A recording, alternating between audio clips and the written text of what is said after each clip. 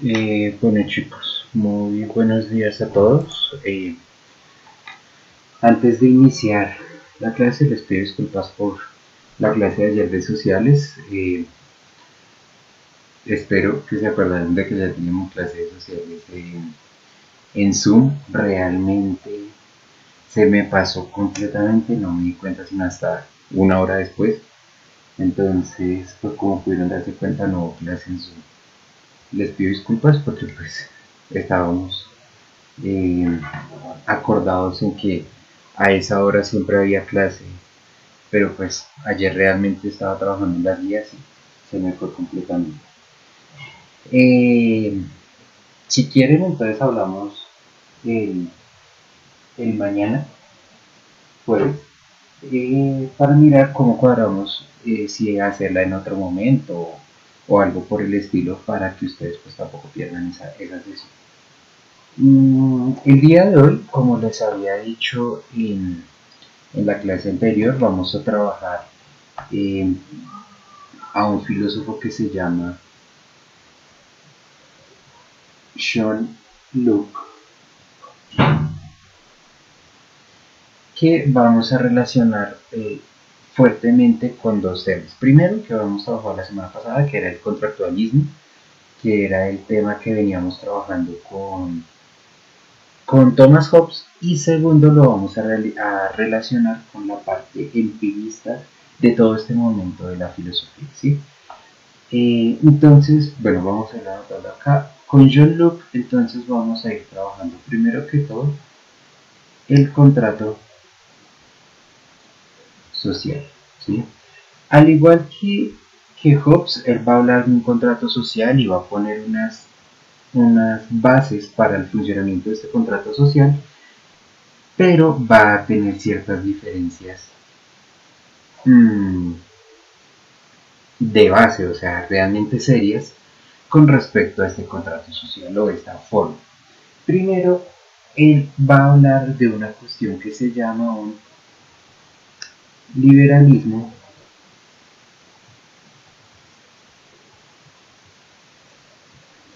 político, ¿sí? La forma de entender el contrato social de John Locke va a ser en un liberalismo absoluto. Él no va a hablar de una relación tan opresiva como lo puede ser la de Hobbes. Entonces este liberalismo político va a ir en contra, ¿sí?,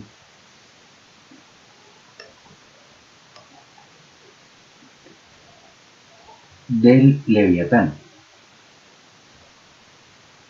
¿En qué sentido en contra del Leviatán? Si ustedes recuerdan, cuando nosotros hablamos del Leviatán, veíamos la imagen del gran gobernante formado por el pueblo, pero siempre un gran gobernante. Y este Leviatán, de una u otra manera, eh, recuerden que este Leviatán tenía una relación con la entrega de libertad, que era lo que hacía que el gran Leviatán, en este caso la gran sociedad, el gran Estado, se convirtiera de una u otra manera en un Estado autocrático, sí creo que la palabra está bien dicha, en donde solamente él, el Leviatán, el gobernador, tenía la potestad de decidir. En ese sentido, lo que Luke va a decir es que eh, sí es cierto que nosotros hacemos parte del contrato, pero no hay en ningún momento una renuncia a la libertad. Entonces, no se renuncia,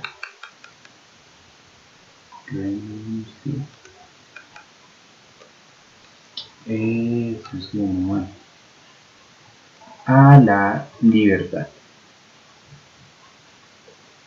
¿sí? No hay una renuncia a esta libertad como nosotros veíamos en Thomas Hobbes. Esto va a ser sumamente importante. ¿Por qué? Porque al igual que Hobbes, eh, Luke va a hablar de un momento que va a ser el estado natural, ¿sí?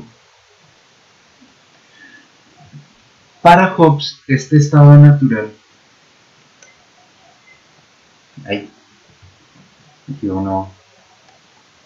para Hobbes, este estado natural es un estado de guerra, ¿sí? Para Locke, este estado natural no va a ser guerra. Locke va a decir, en este estado natural existe una cosa que se llaman derechos naturales, ¿sí? Que son derechos que tenemos nosotros los humanos, y estos son, digámoslo así, como propios de la humanidad por ser humanidad.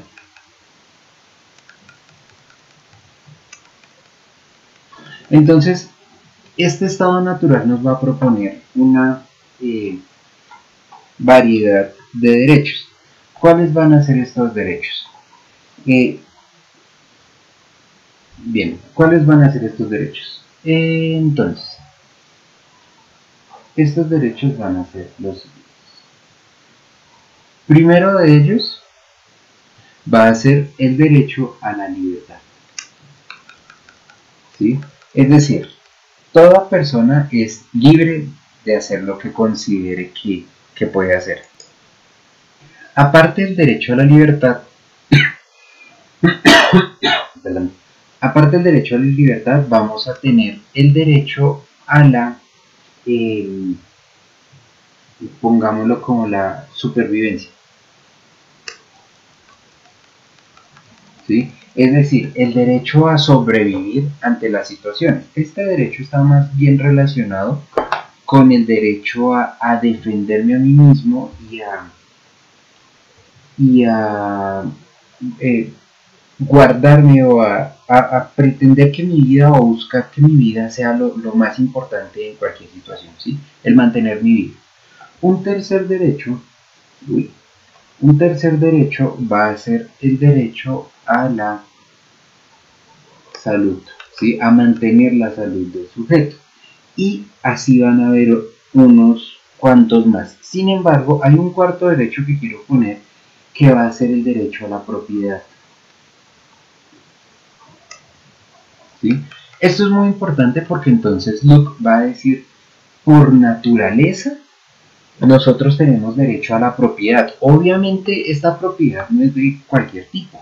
Esta propiedad hace referencia a la propiedad privada, ¿sí? A la mía, a la propiedad privada.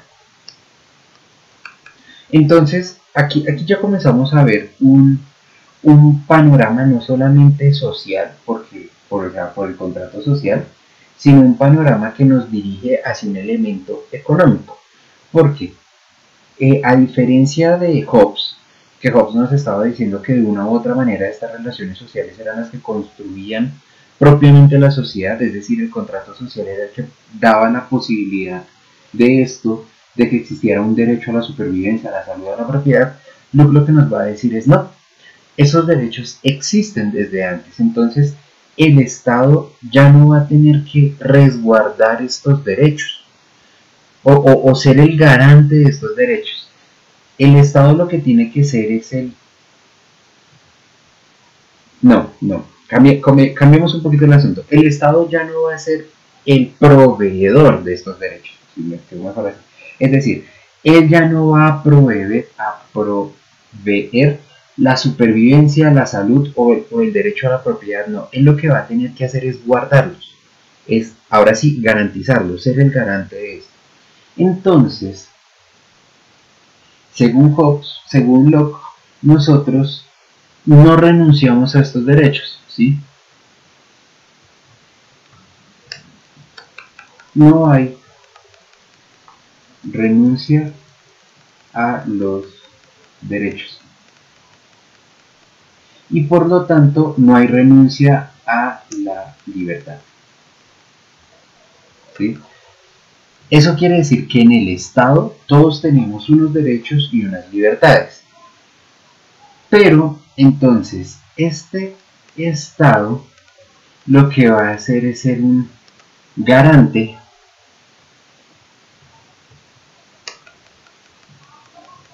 de, pues, precisamente estos derechos de acá arriba. Él es el que va a garantizar estos derechos que son propios a la humanidad por ser humanidad. Eso nos pone en una forma de entender la sociedad muy diferente. ¿Por qué? Porque vamos a hacer aquí un esquemita rápido. Pues ahí. Hobbes, y aquí Locke. Hobbes va a decir, bien, si nosotros tenemos, o sea, si nosotros proponemos el Estado lo que va a proponer son las normas, ¿sí? El Estado va a ser el que va a garantizar las normas y el que va a garantizar el cumplimiento. Entonces, esto es algo que se va a compartir. Luke también va a decir, ok, sí, el Estado entonces tiene que garantizar unas normas y un cumplimiento. Sin embargo, para Hobbes, estas normas y este cumplimiento tienen un objetivo, que va a ser única y exclusivamente la sociedad, ¿sí?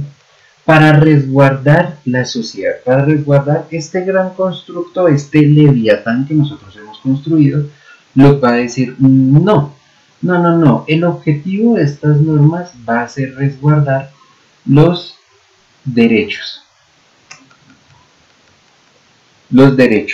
de la persona, ¿sí? Entonces, son los derechos particulares. Bien, esto también, ¿qué quiere decir? Que entonces acá la sociedad se convierte en un elemento de tipo un poco absoluto.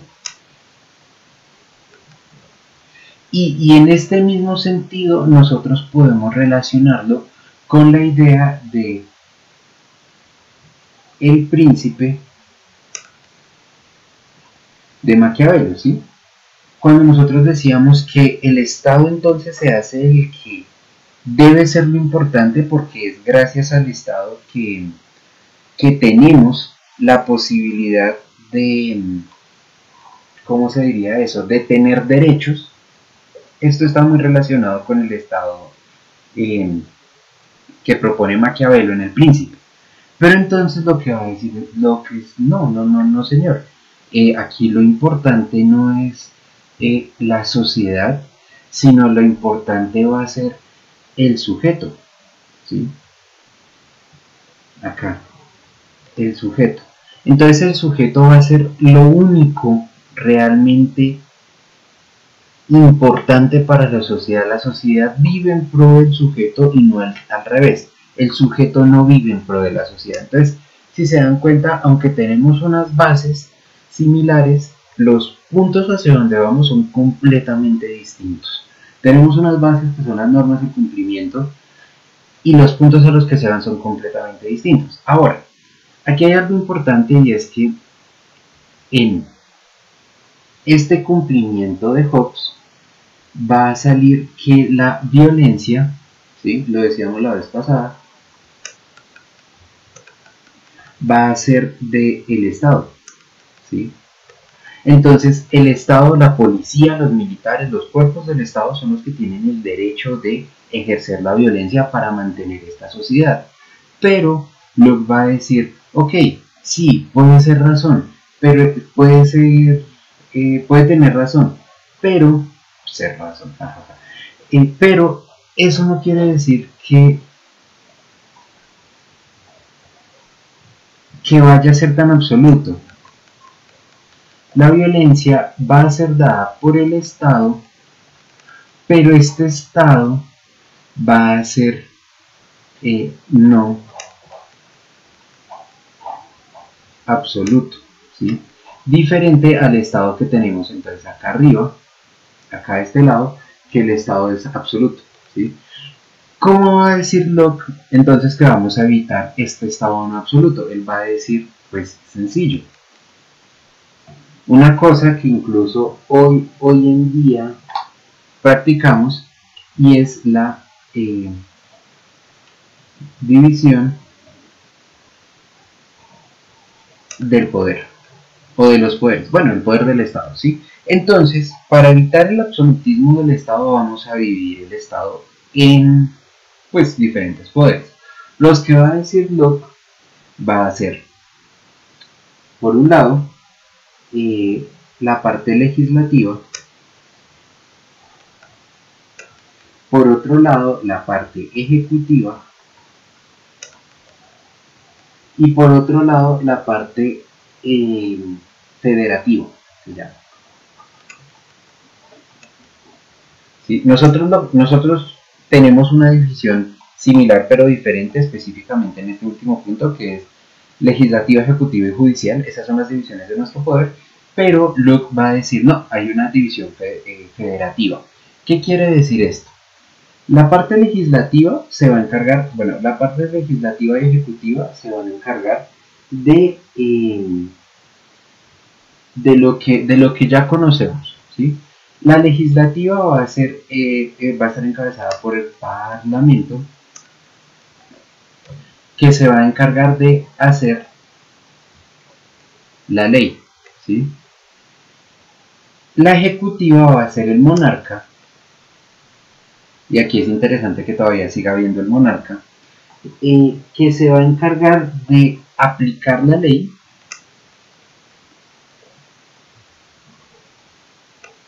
y de sancionar la ley. Bueno, el incumplimiento.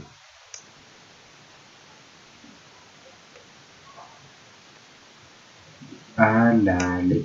Entonces, si ustedes se dan cuenta, estos dos, este aplicar la ley y este sancionar la ley, son sancionar el incumplimiento de la ley, son las facultades que tiene en este momento nuestro sistema judicial, ¿sí? El sistema judicial es el que se encarga de aplicar la ley y el de sancionarla.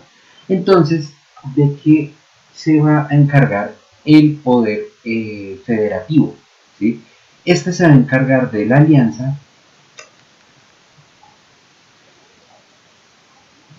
y las rupturas. Ahora, alianzas y rupturas, ¿con qué? Porque eso es muy importante, porque si son alianzas y rupturas, pues no se puede quedar así. Bien, estas alianzas hacen referencia a lo que generalmente hace referencia a la alianza, ¿sí? Y es las relaciones internacionales, ¿sí?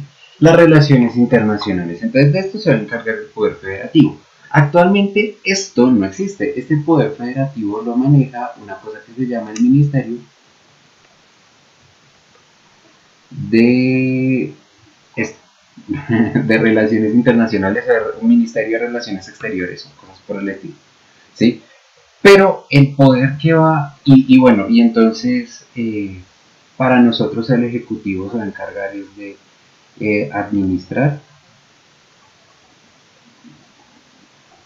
y este pedacito de acá se va a encargar el Poder Judicial. Bueno, tiene unas variaciones con nuestro poder actual, pero en esencia es esto, es una división del poder para que no haya un poder absoluto.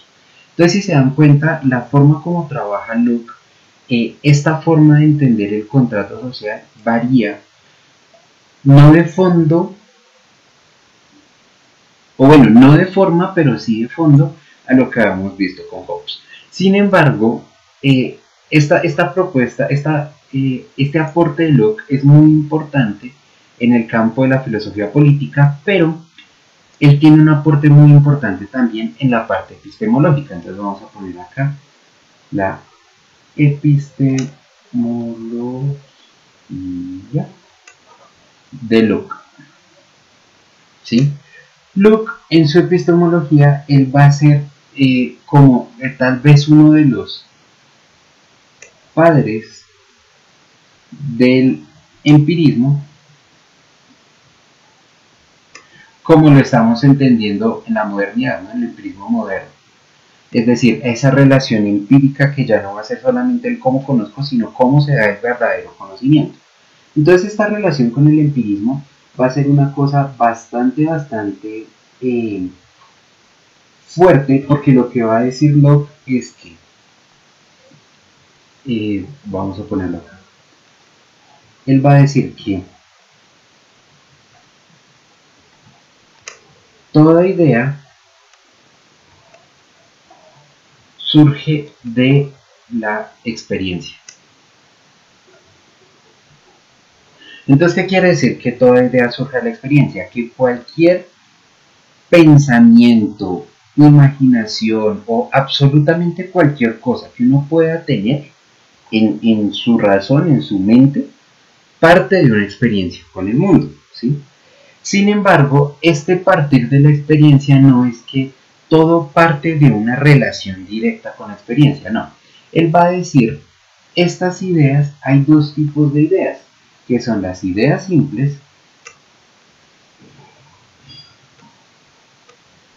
y, por otro lado, las ideas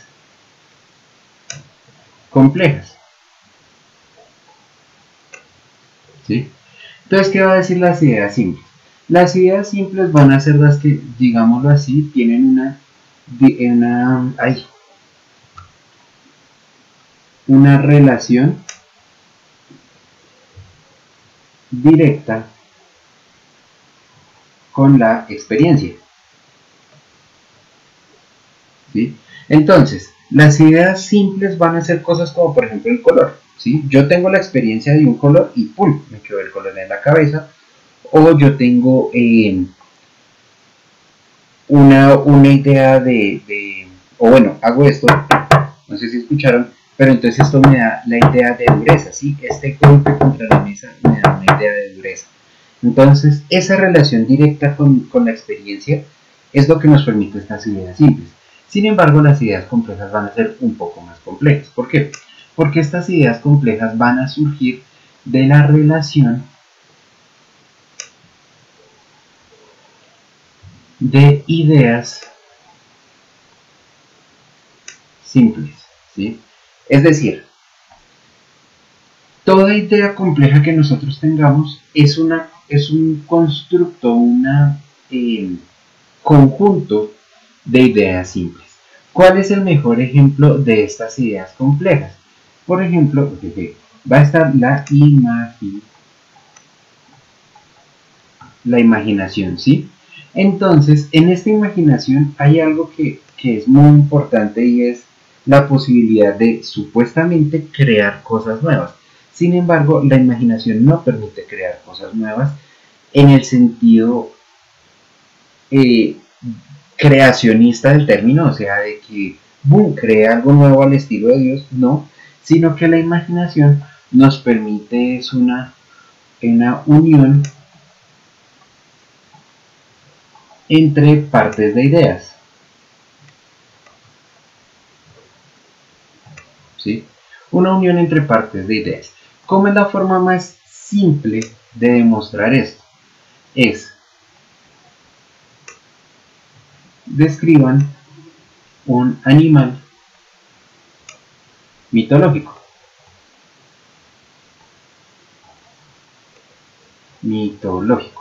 Entonces, si yo cojo y les pido a ustedes esto, describan un animal mitológico, sea cual sea, por ejemplo, describan el Pegaso. El Pegaso va a ser un caballo, que es una idea real, con alas, que es otra idea real. Si yo les digo, describan un unicornio, entonces es un caballo con un cuerno, que tiene propiedades mágicas, sí, pero esas propiedades mágicas tampoco dejan de ser exentas de la realidad. Entonces, si yo les digo, describan cuáles son las propiedades mágicas de un unicornio, unos van a decir, es que su cuerno puede sanar heridas. Creo que son las propiedades mágicas del unicornio. Entonces uno dice, ok, pero el sanar heridas es un proceso que existe en la realidad, no es algo que nos estemos inventando.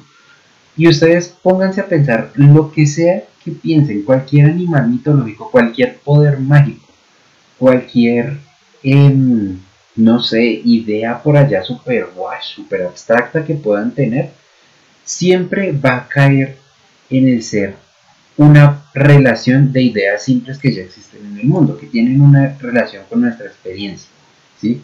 Ahora, esta experiencia, y esto también va a ser muy importante, tal vez no para Luke, porque pues, digamos, no está en el momento, pero la experiencia también puede ser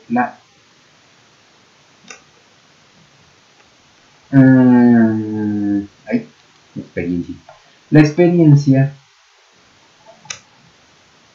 directa puede ser indirecta. ¿A qué me refiero con esto? Esto es algo que estoy diciendo yo, no dice Locke, pero es una forma como nosotros tenemos que reentender a Luke en nuestra actualidad. ¿Por qué?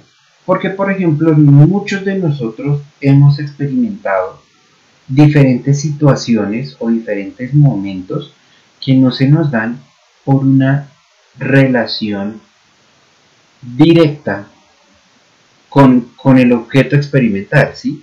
Un ejemplo de esto puede ser eh,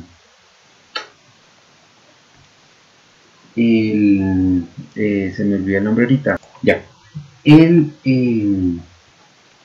holo, el holocausto, ¿sí? El holocausto nazi. Nosotros podemos ver, o sea, nosotros podemos intentar hacer el ejercicio de revivir esta experiencia, ¿sí? Yendo a los sitios, mirando películas, y realmente hay unas películas que no queda como que, carajo, esta situación fue fuerte, o sea, esto fue una situación heavy, realmente una vaina inenarrable. Entonces nosotros podemos de una u otra manera hacernos partícipes de esa experiencia sin la necesidad de estar en el momento exacto de la experiencia.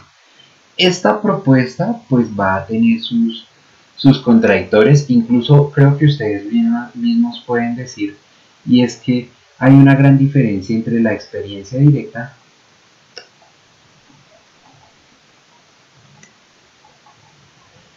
y la experiencia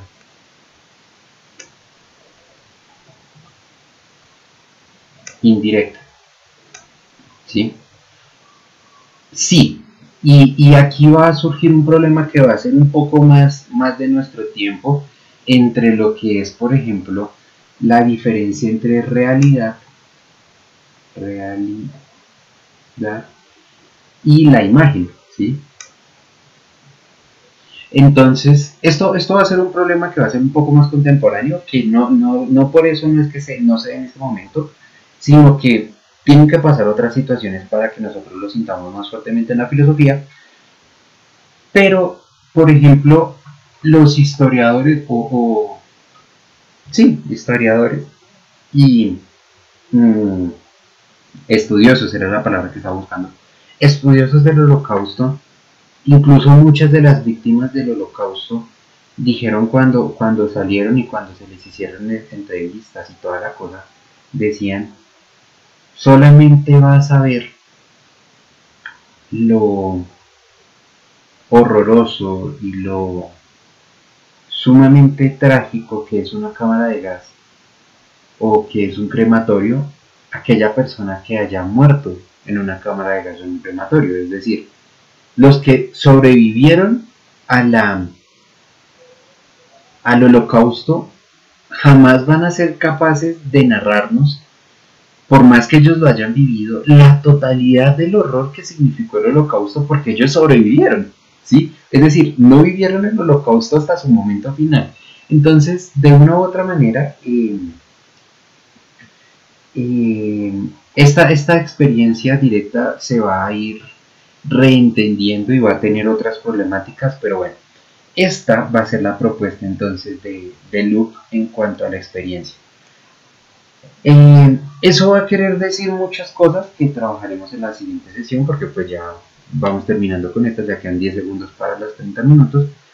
Pero lo que quiero que se queden es con esta idea de la importancia que tuvo para Luke, la, una forma de entender el contrato social diferente y una forma de proponer una epistemología diferente. Y nada, chicos, no es nada más por hoy. Espero que todos estén muy bien, que todos estén juiciositos en la casa. Y nos hablamos entonces la próxima semana. No, la próxima semana no. Mañana a las... no me acuerdo qué hora.